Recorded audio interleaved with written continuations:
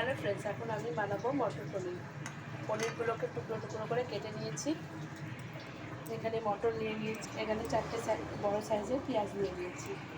এগুলোকে আমি এখন কেটে নেব। পেঁয়াজগুলো কেটে নিয়ে কড়াইয়ে তেল দিয়েছি, পনিরগুলোকে ভাজতে দিয়ে দেবো।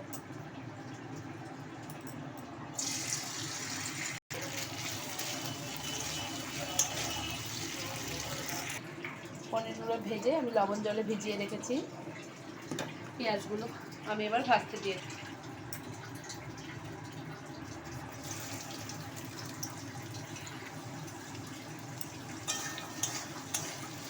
পেঁয়াজগুলোকে আমি লাল লাল করে ভেজে নেব।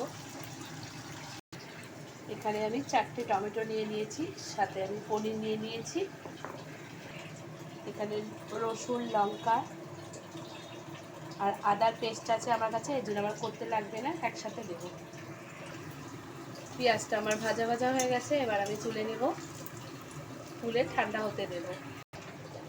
মিক্সির মধ্যে টমেটো আর দই নিয়ে নিয়েছি আমি। জিরে ফোড়ন দিয়ে দিলাম, গোটা গরম মশলা ফোড়ন দিয়ে দেবো। সাথে মিক্সির মধ্যেও একটু দিয়ে দেবো। আদা রসুন আর লঙ্কার পেস্টটা দিয়ে দেবো আমি।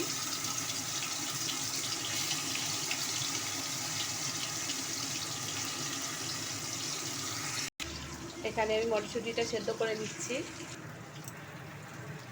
পেঁয়াজগুলো আমি নিয়ে মিক্সি জারে দিয়ে দেবো, দিয়ে মিক্সি করে নিয়ে আসবো।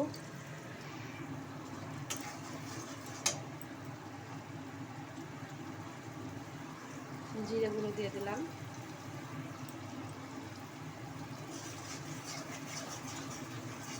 দিয়ে মশলাটাকে আমি কষাবো। সাথে আমি হলুদও দিয়ে দিলাম।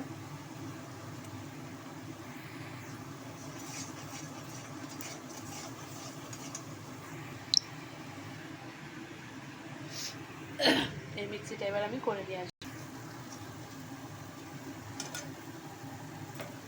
এবার এই গ্রেভিটা আমি করে নিতে আসলাম, সেটা আমি দিয়ে দেবো এর মধ্যে।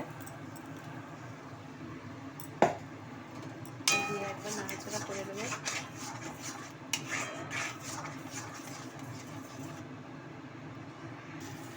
সামান্য একটু লঙ্কার গুঁড়ো আর লবণ দিয়ে দিয়েছি আমি।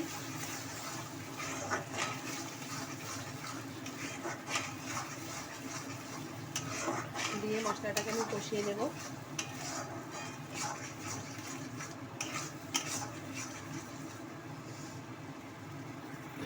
এখানে আমি মটরটা দিয়ে দিয়েছি, দিয়ে নিয়ে এবার একটু কষাচ্ছি। এবার আমি পনিরটা দিয়ে দেবো।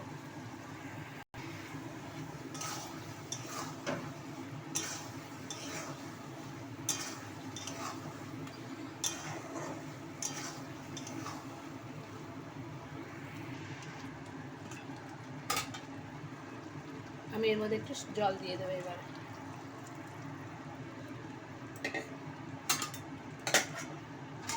10 মিনিটের জন্য হতে দেবো, কিছুক্ষণ ঢাকা দিয়ে রাখবো। 10 মিনিট হয়ে গেছে, এবার আমি একটু খুলে দেখব।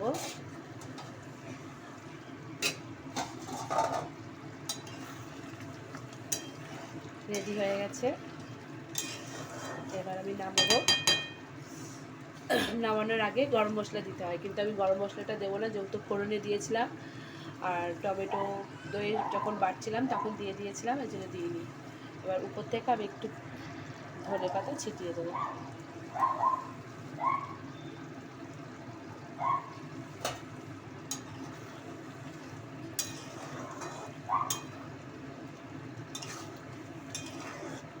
এবার আমি নামিয়ে দেবো। রেডি হয়ে গেছে আমার মটর পনিরটা। যদি ভালো লাগে থাকে লাইক করে দেবেন, শেয়ার করে দেবেন।